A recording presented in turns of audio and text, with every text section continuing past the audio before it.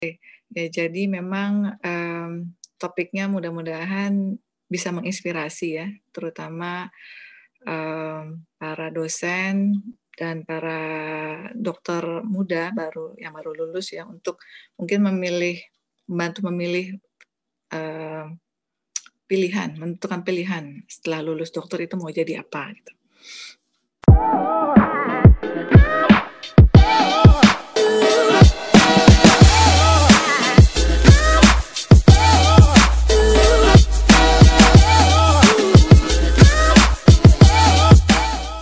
Jadi, tadi sudah dijelaskan oleh, Prof.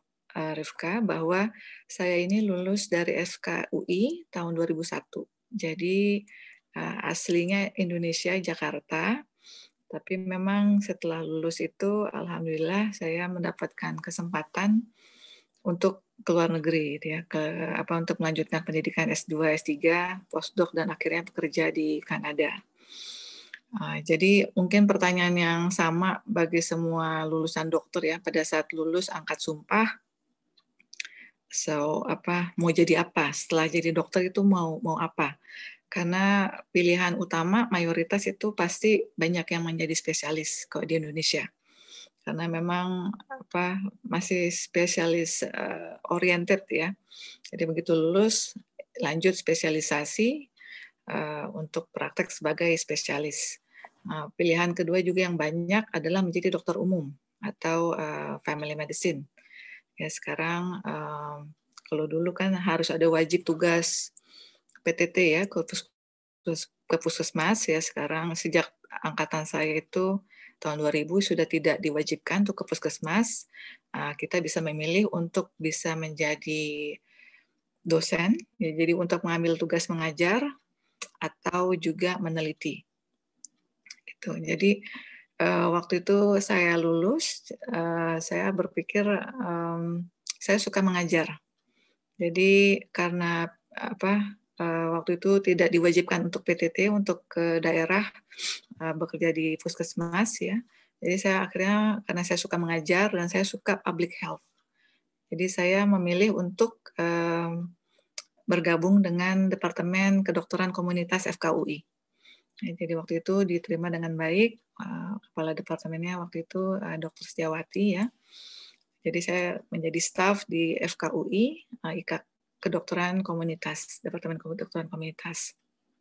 Dan setelah 1 tahun ya saya bekerja di family medicine, saya saya mensupervise mahasiswa tingkat 6 waktu itu di kedokteran klinik kedokteran keluarga FKUI.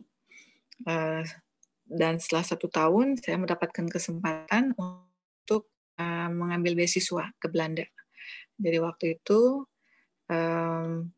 ada program kerjasama antara FKM Fakultas Kesehatan Masyarakat UI dengan beberapa profesor dari Belanda, Utrecht University Medical Center.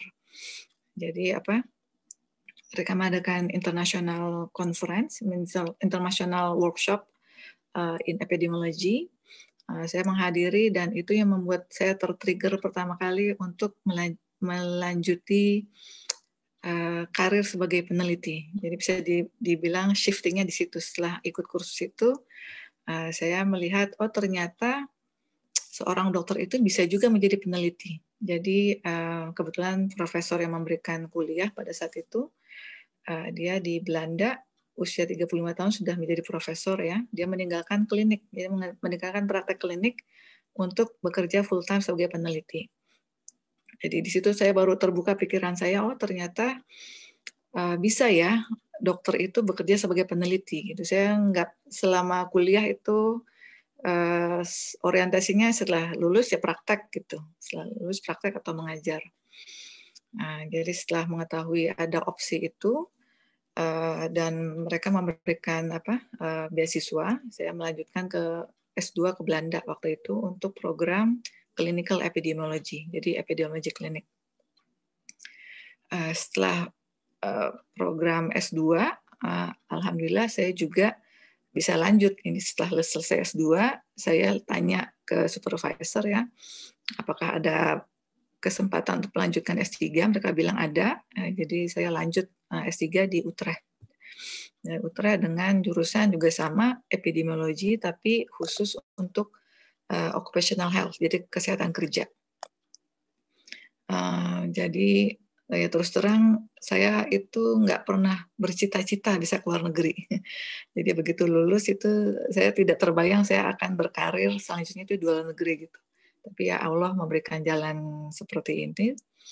Jadi begitu lulus S3, saya di Utrecht di Belanda, dan saya waktu itu mendapatkan kesempatan untuk berkenalan dengan beberapa staf dari NIOS, National Institute for Occupational Safety and Health dari CDC US ya. Nah, di saat berkenalan tahun 2007 saya ingat ya, bertemu dengan salah satu kepala divisi respiratorinya.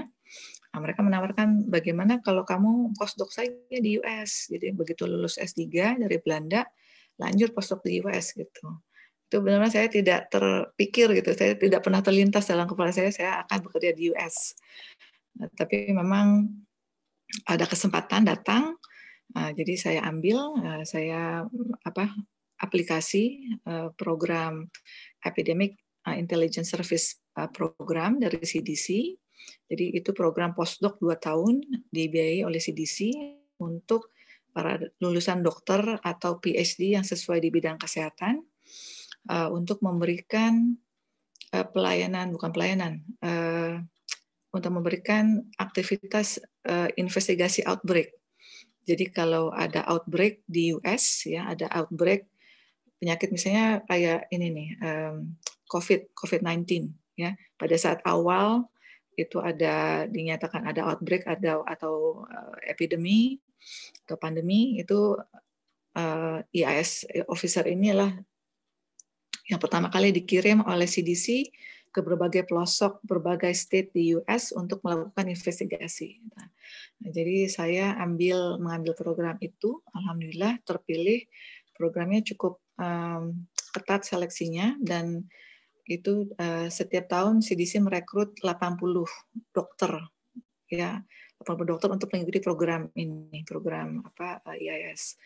70-nya itu orang US, 10-nya itu internasional. Jadi alhamdulillah saya termasuk 10 internasional kandidat dari luar US yang bisa masuk ke dalam program di CDC tersebut. Jadi setelah masuk di EIS program 2 tahun, saya mendapatkan tawaran untuk bekerja di Montreal. Nah, jadi berlanjut rupanya, berlanjut dari CDC, ditawarkan kerja di Kanada. Gitu. Jadi mereka bilang, oke, kamu kan selesai tahun 2011, lanjut aja ke Kanada gitu, karena memang saya sudah ada kolaborasi dengan staff di Montreal. Nah, jadi begitulah jalurnya gitu. Jadi benar-benar saya lulus. Saya niatnya waktu itu hanya untuk mengajar, tapi memang ada kesempatan untuk melakukan S2, S3 di bidang penelitian, epidemiologi, berlanjut di postdoc di CDC, dan kemudian direkrut oleh salah satu rumah sakit di Montreal untuk menjadi staf peneliti mereka. Jadi memang jalurnya untuk saya seperti jalan tol gitu ya, terus nyambung gitu. Cuma kalau mungkin ada yang bertanya kenapa saya nggak bekerja sebagai klinisi saja di US gitu, di US atau di Kanada. Nah, jadi salah satu alasan saya memilih untuk jalur penelitian adalah karena di US itu license kita sebagai dokter Indonesia itu tidak diakui. Jadi dan bukan hanya Indonesia. Jadi negara-negara North America itu biasanya tidak diterima langsung untuk bekerja sebagai dokter entah di US atau di Kanada. Ya, proses seleksinya, ujian persamaannya itu sangat ketat. Jadi ada USLMA 1, 2, 3. USLMA 1, 2, 3 ini untuk wajib diambil untuk ujian persamaan. Untuk mendapatkan persamaan equivalence bisa melakukan residensi di US atau Kanada. Ya, jadi belum langsung praktek nih. Jadi begitu lulus USMLE 1, 2, 3, prosesnya 1-2 tahun, baru bisa dapat izin untuk residensi program.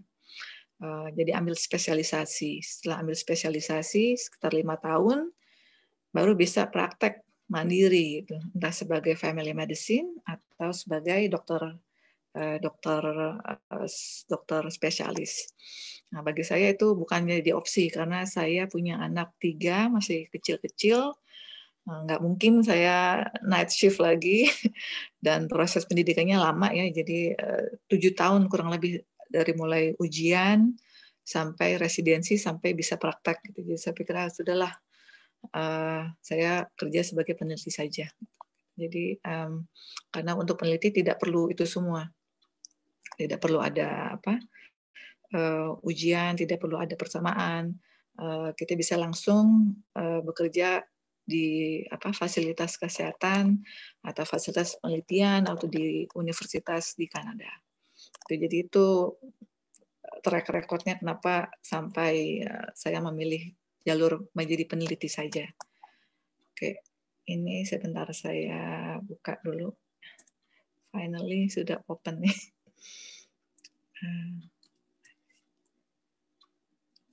Oke, jadi setelah untuk proyek untuk trayek dosen kedokteran di Kanada sendiri itu sebenarnya ada 2 jalur ya. Jadi berbeda dengan tadi Prof. Rifka sudah menjelaskan kalau jalur di misalnya chemistry ya, kimia itu kan jadi umumnya cuma ada tenure track atau non tenure track. Tapi mungkin levelnya itu sama, jadi dianggap satu kelompok. Nah, kalau di kedokteran itu beda sendiri mereka, karena memang ada opsi sebagai klinisi. Jadi ada opsi sebagai klinisi. Jadi kalau dosen kedokteran di Kanada itu berdasarkan fungsinya tuh ada 2. Jadi ada dosen klinisi, jadi dibilang clinical staff yang tugasnya memang memberikan praktek pelayanan kesehatan pada pasien, juga memberikan pelatihan pada residen. Itu jadi staf klinis dan mereka tidak perlu banyak penelitian. Ya. Sebaliknya yang golongan kedua adalah golongan research staff. Nah, staff ini adalah kelompok yang kebalikan dari klinisi. Mereka tidak perlu memberikan pelayanan klinik, ya, tapi cukup banyak melakukan penelitian. Jadi kalau dari time ratio-nya, kalau untuk klinisi mungkin praktek kliniknya itu 75%. Kalau untuk yang research staff justru research time-nya itu 75% gitu. Jadi berdasarkan tugasnya ada 2 ya, jadi ada klinisi atau research staff. Lalu kalau dilihat dari sistem rekrutmennya, sistem penggajiannya itu ada 2 juga. Jadi ada yang tenure track, ada yang non tenure track. Kalau tenure track ini artinya staff ini digaji oleh universitas. Jadi university punya memberikan investasi pada staff yang akan direkrut untuk dibayar, digaji sampai mereka retire, sampai mereka pensiun. Jadi ini jalur-jalur yang tenure track. Nah, kalau yang non tenure track itu biasanya disebut dengan adjunct. Jadi adjunct profesor misalnya, adjunct profesor. Nah, adjunct ini artinya adalah gajinya bukan dari universitas. Nah, untuk dokter kedokteran, dosen kedokteran itu bisa dari government, dari pemerintah, bisa dari pemerintah Kanada, atau dari pemerintah Provinsi Quebec, atau dari hospital tempat dia bekerja. Ya, jadi dari rumah sakit tempat dia bekerja.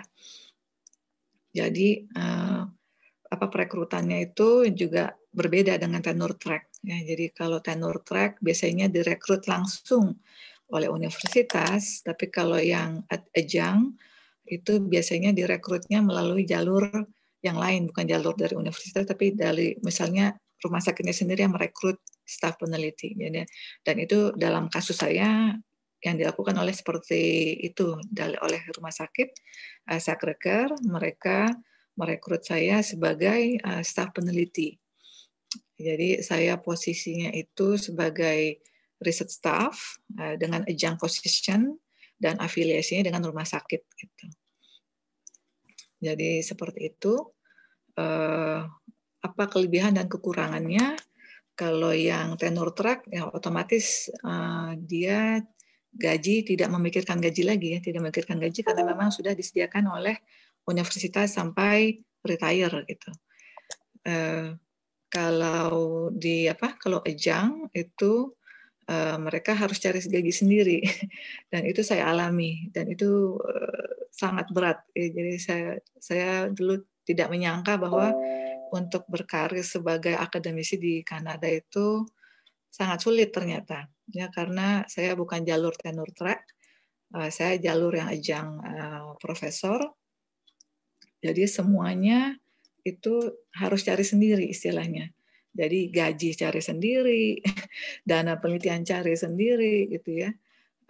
Dan kelebihannya adalah kita punya posisi di rumah sakit, kita punya posisi di universitas untuk untuk berkompetisi, mendapatkan salary ya, mendapatkan gaji dari pemerintah dan mendapatkan data penelitian dari pemerintah. Bismillahirrahmanirrahim. Baru menyala ini komputernya sebentar. Oke. Nah, terus untuk jadi kurang lebih bedanya seperti itu. Di Kanada sendiri ya, untuk menjadi akademisi itu juga kalau kita tanya misalnya lulusan dokter di Kanada ya, kamu lulus mau jadi apa gitu. Itu juga yang menjadi akademisi nggak terlalu banyak. Jadi memang masih dominannya sama dengan Indonesia. Begitu lulus mereka ingin jadi spesialis untuk praktek, punya klinik sendiri atau praktek di rumah sakit gitu. Tapi kalau di sini memang atmosfer penelitiannya sangat kuat. Jadi McGill itu salah satu universitas yang untuk McGill Fakultas Kedokterannya sendiri itu dinobatkan 15 tahun berturut-turut ya. Ini sangat rekor ya. 15 tahun berturut-turut dari 15 fakultas kedokteran yang ada di Kanada, itu McGill sebagai yang terbaik selama 15 tahun berturut-turut dari segi kualitas pendidikan kedokteran dan penelitiannya. Jadi yang membuat unggulan kalau saya bandingkan dengan fakultas-fakultas kedokteran di Indonesia itu dominannya masih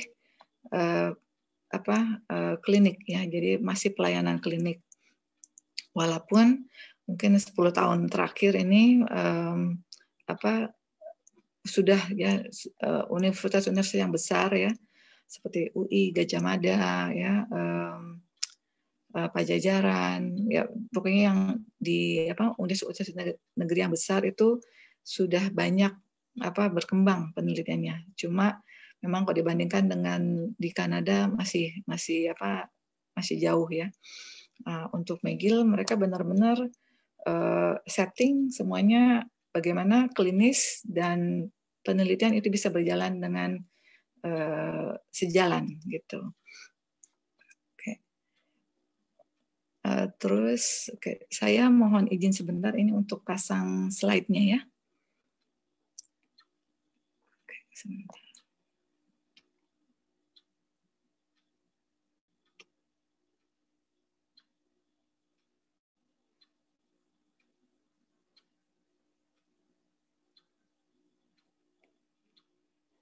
Oke, Mbak Dwi mungkin saya bisa sudah di-update ya.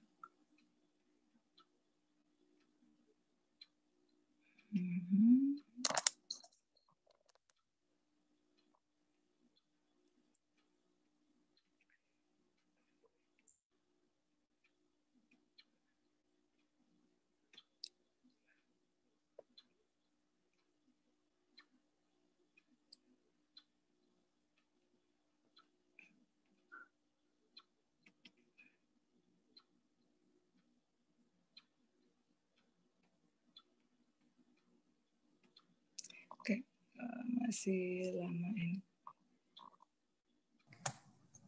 Mungkin kalau ada teman-teman yang sudah punya pertanyaan dan ingin menanyakan langsung sambil Eva mencoba men-share screen, bisa langsung ditanyakan.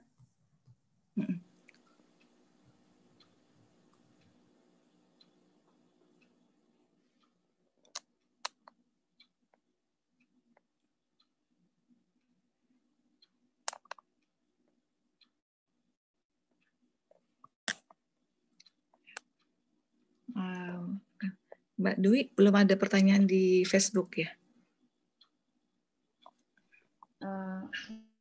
Sebentar saya cek ya, Bu.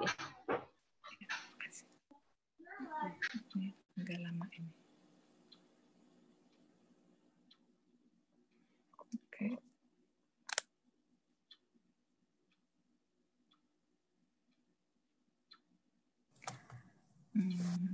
Teman-teman belum bertanya? Belum ada ya. Saya tanya dulu. Saya dulu. Misalkan boleh. Kira-kira berdasarkan pengalaman, kan kalau Dr. Eva pernah menjadi klinisi ya, melakukan praktek dan juga terakhir-terakhir ini sebagai peneliti, kira-kira lebih menarik mana dari sisi tantangan ya, lebih menantang yang mana itu dari sisi sebagai klinisi atau sebagai researcher? Oke. Nah, ini pertanyaan yang menarik ini. Memang saya lihat sesuai settingnya. Jadi kalau saya dulu di Indonesia gitu ya, saya masih orientasinya saya tertarik untuk memberikan praktek klinis juga dan meneliti. Gitu. Jadi karena menurut saya, buat saya ya kita jadi dokter, kalau nggak praktek sayang juga kan ilmunya gitu ya. Jadi kalau saya dulu berharapnya saya bisa balance antara praktek dengan penelitian.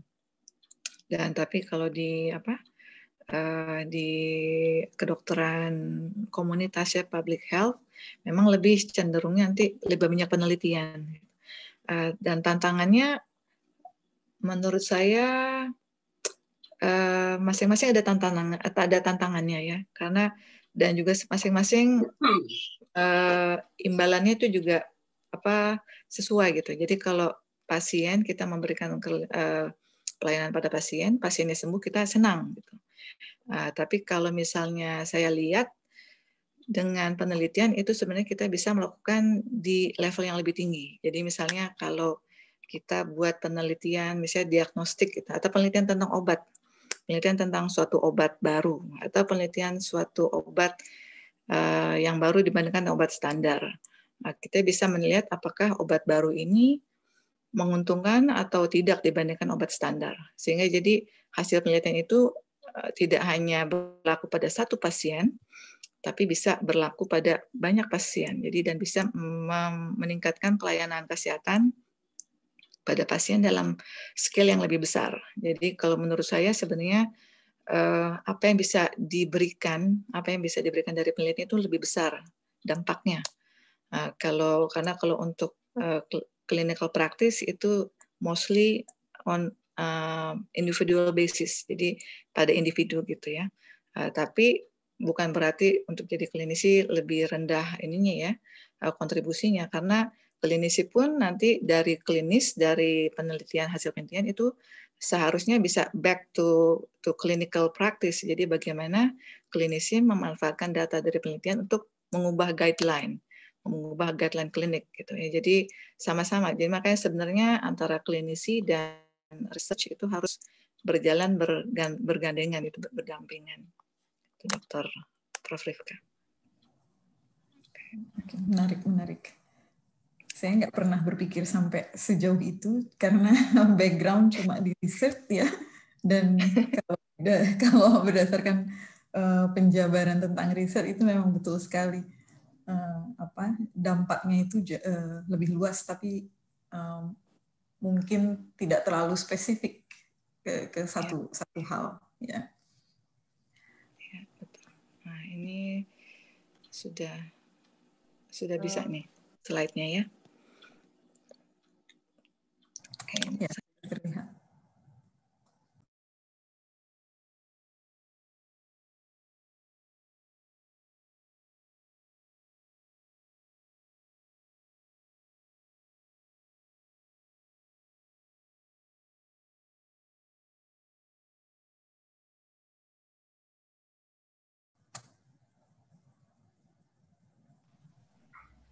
Prof, nanti ada Ibu Rina, dia mau bertanya ya, Prof. Nanti mungkin presentasi dulu. Dokter Eva. Pertanyaan nanti setelah presentasi Bu Eva lagi ya. Oke. Ya, ini mungkin saya karena tadi sudah jelaskan. Mungkin Dokter Eva salah satu device-nya bisa di-disconnect audionya. Jadi sudah jelas ya sekarang ya.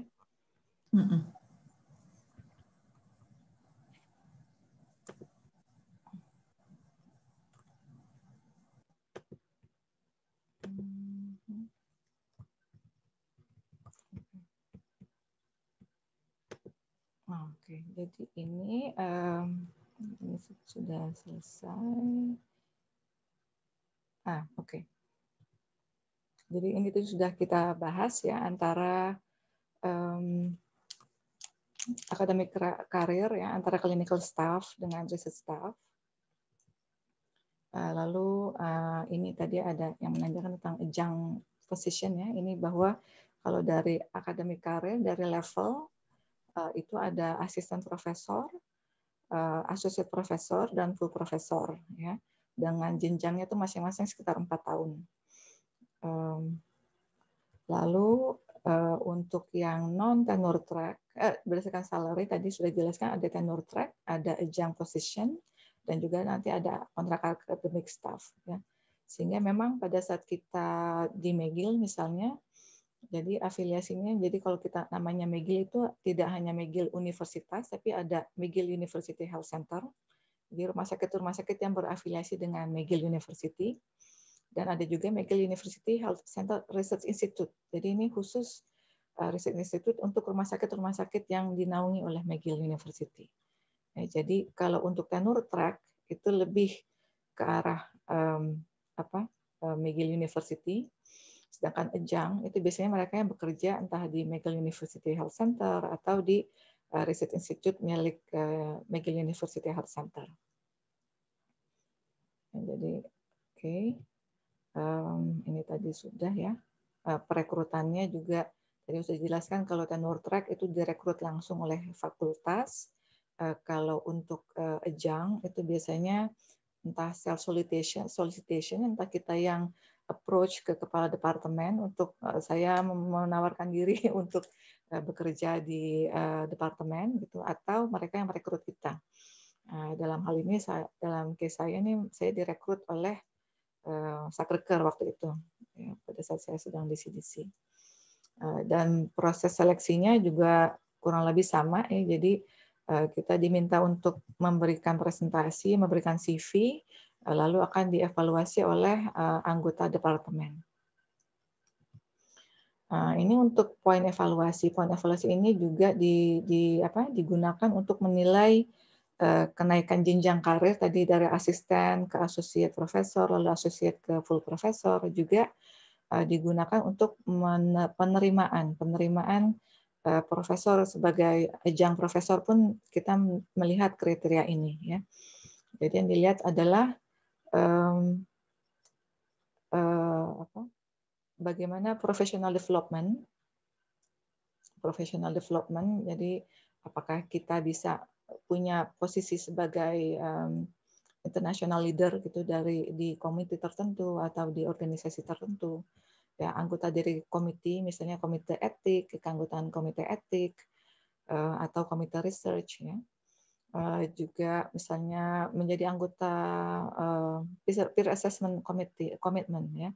Jadi misalnya kita jadi anggota evaluasi tim review grant, itu juga dinilai, keikutsertaan dalam ujian tesis ya, sebagai mitra bestari dari jurnal-jurnal penelitian ya. Kemudian kegiatan risetnya sendiri ya, aktivitas ya, keaktifan dalam mempublikasi, keaktifan dalam mensupervisor ya, membimbing mahasiswa, keaktifan dalam kegiatan seminar, juga dilihat dari apakah dia punya kegiatan public atau private non-profit activities. Misalnya saya di sini ikut pengajian Jemaah Syiar Montreal gitu ya. Dan saya banyak terlibat dalam kegiatan mereka. Nah, itu kita bisa jadikan salah satu poin sebagai public-private non-profit activities. Ya, pembuatan guidance, lalu ini ikut serta dalam penelitian yang dilakukan oleh pemerintah, ya, juga keikutsertaan dalam conference, ya, entah sebagai panitia atau peserta, keanggotaan dalam editorship majalah atau jurnal, ya, mengorganisasi webinar, mengorganisasi simposium, knowledge transfer, dan juga administratif task. Jadi ini poin-poin yang dinilai setiap kali kita akan naik promosi, misalnya dari asisten ke associate, dari associate ke full professor, ini poinnya ini lihat itu sama gitu ya. Seberapa besar kemajuan yang kita buat dari tahun ke tahun. Nah, ini cuma sekilas tentang research grant untuk bukan research, ini salary untuk staff-staff yang posisinya ajang, ya. Kita bisa apply grant dari pemerintah, salary dari pemerintah. Ini ada junior 1, junior 2 untuk dan senior, itu dalam artinya asisten profesor, associate, dan full profesor, ya. Ini setiap tahun diadakan oleh pemerintah masing-masing provinsi, dan di sini bisa dilihat ini range salary yang diberikan, ya, dari range-nya dari 30.000 sampai 88.000 per tahun, dan itu tergantung dari dari expertise dan lama pengalaman si aplikan. Dan ini sangat kompetitif, ya. Sangat kompetitif. Ini saya tahun 2016 saya berhasil mendapatkan, ya, sebagai satu dari 3 peserta yang mendapatkan salary award dari pemerintah Quebec. Ya, jadi 1 miliar untuk bertiga selama 4 tahun. Jadi inilah yang membuat kita bisa bekerja sebagai staf peneliti di universitas dan di rumah sakit. Lalu selain mendapatkan salary, kita juga harus mencari proyek penelitian sendiri, ya, dana penelitian sendiri, dan dana-dana yang terbesar itu banyaknya datang dari pemerintah Kanada. Ini salah satu namanya Canadian Institute of Health Research, itu mereka mengadakan kompetisi setiap tahun, itu ada 3 kompetisi, namanya Project Grant. Nah, kalau bisa dapat major grant dari Canadian Institute of Health Research, itu merupakan satu poin yang sangat besar untuk promosi level, ya, dari associate dari asisten ke associate dan ke full tenure, full professorship. Ini salah satu saja, ya, contohnya bahwa pada saat saya mendapatkan dana penelitian dari Canadian Institute, ya, tahun lalu, ini bisa dilihat di sini, pesertanya itu setiap kali aplikasi itu 2.500 aplikan. Ya, setiap kali mereka mengadakan kompetisi itu pesertanya bisa 2.500, yang diterima cuma sekitar 1/6-nya, ya, sekitar 400 itu yang mendapatkan dana, dan dananya kisarannya biasanya memang dianggap besar karena sudah di atas ratusan ribu dolar Kanada, ya. Saya masuknya untuk kategori public health, ya, public and community population health. Itu ada dari 70 peserta, yang di grant itu cuma 12.